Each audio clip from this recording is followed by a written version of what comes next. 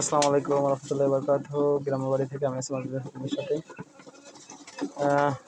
সারাদিন অনেক ব্যস্ততার মাঝে ভিডিও করা হয় না, কারণ ফুল বাগান নিয়ে অনেক একটু প্রেশানির মধ্যে আছি, মানে নতুন চারা নিয়ে প্রেশানির মধ্যে আছি, এই জন্য ভিডিও ছাড়তেও পারতেছি না। ওদিকে অনেক জন কাজ করে, এই জন্য সম্ভব হচ্ছে না ভিডিও দেওয়ার, মানে কাজের অনেক প্রেশার। এদিকে কবুতরদেরও মনে করেন যে এখন খাওয়া দাওয়ার খুবই সমস্যা, কারণ হলো মাঠে অন্য কোনো ফসল নাই বা অন্য কোনো কিছু নেই যে ওরা উড়ে গিয়ে খাবে। বাড়িতে যা দেওয়া হয় তা ওদের হয় না আর কি, বা সারাদিন দেখা হয় না, খাইতে দেওয়া হয় না। যখন আমি সুযোগ পাই তখনই দিই। এই জন্য বর্ষার সময় খুবই সমস্যা। আজ শ্রাবণ মাসের হয়তো 10 দিন মতো হয়েছে, শ্রাবণ মাসের 10 দিন। এ মাসটা তো এই বর্ষাই যাবে, এই জন্য খাওয়া দাওয়া খুবই সমস্যা। আপনারা দেখছেন যে ওদের খাইতে দিছি, খাওয়ার জন্য এতই যে অল্প করে দেওয়ার সাথে সাথে মারামারি শুরু করে দিছে।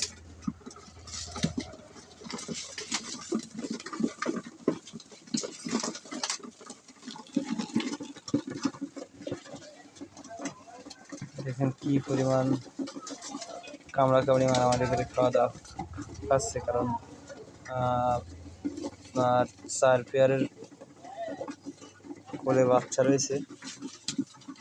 দেখেন এর ভিতরে 2টা বাচ্চা, একটা দেখেন সাইজ বড় হয়েছে, একটা ছোট হয়ে গেছে, শুধু খাওয়া দাওয়ার জন্যই। আর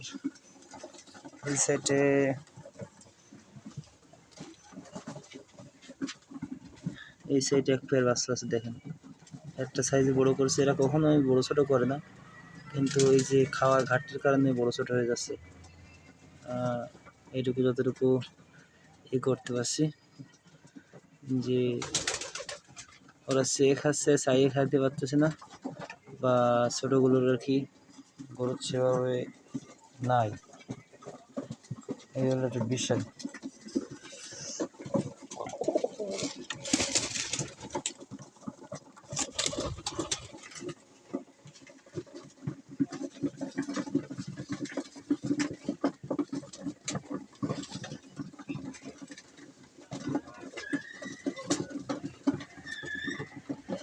আর ওই সাইডে 2 পেয়ার আছে, উপরে 1 পেয়ার আছে, মাঝখানে এই ডান সাইডে 2 খুব একটা আছে।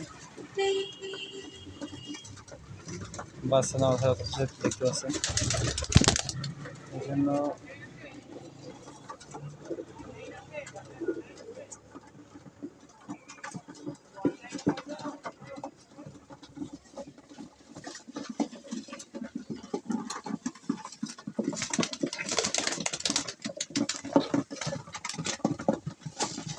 এদের খাওয়া দাওয়া খুবই সমস্যা হচ্ছে এই বর্ষার সময়। বাট আমি চেষ্টা করি যতটুকু সময় দেওয়ার, এদের ভিতরে চেষ্টা করি দেওয়ার, কিন্তু সময় হয়ে ওঠে না। এই জন্য রাত্রে আর কি ভিডিও করলাম আপনি দেখানোর জন্য যে এরা কী পরিমাণ মনে করেন যে খাওয়ার জন্য মরিয়ায় উঠছে, যে এই যে আমার হাতে এসে খাওয়া শুরু করছে।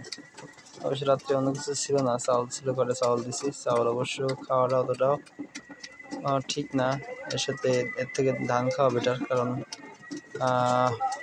রোগ প্রতিরোধে বেশি আপনার হলো যদি ধান থাকে কুড়াতে আর কি।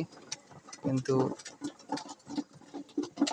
এখন রাত্রে অন্য কিছু নাই বলে দেওয়া লাগতেছে, আর ধানও রয়ে গেছে, এই জন্য।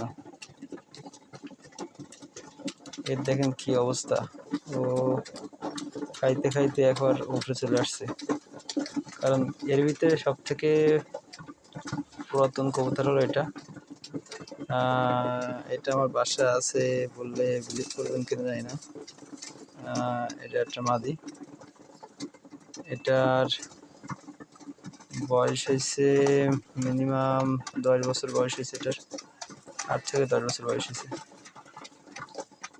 একবার আমার মানে কবুতর ঘরের শুরু থেকে এই কবুতরটা আছে। আরও কয়েকটা ছিল কিন্তু সেগুলো নাই, অনেক কয়টা জবাই করে খাওয়া হয়েছে, যেগুলো বাচ্চা টাচ্চা করে না এগুলো। অনেক কটা আরও কয়েকটা আছে পুরাতন, কিন্তু সব থেকে বয়স বেশি হলো এর।